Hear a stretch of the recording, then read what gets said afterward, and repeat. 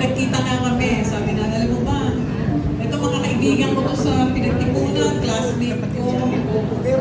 Sabi niya, si Tess, sila Julie, sila pinakapatid ko, si Jay. So, at yung mga taga-Antipolo, salamat. Ako po yung oras na. Bawal na. Kasi ako hindi ako vocal na nagsasabi kay ate na love you, salamat, pero pinapakita ko yung sa service. Si ate, pag nagkakasakit, ako palagi nandun sa kanya.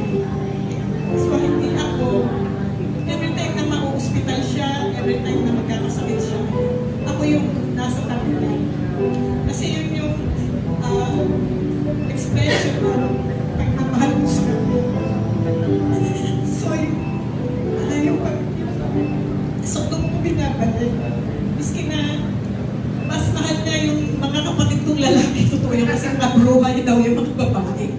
Totoo yun.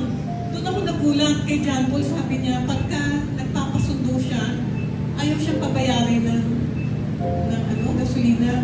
Pero pagka kami, sasabihin niya sa amin, oh, magbigay naman kayo kasi wala na kami pera sa ano pero yata ngayon ko lang nalaman yun.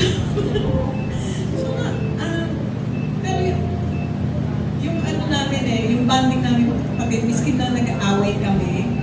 Pero pag nag-aaway lang kami sa messenger, away yan. Pero pag nagkita kami, hindi pwedeng hindi kami mag-usap. Hindi tumatagal ang away namin ng isang araw. Na pag nagkita kami, talagang makikita mo yung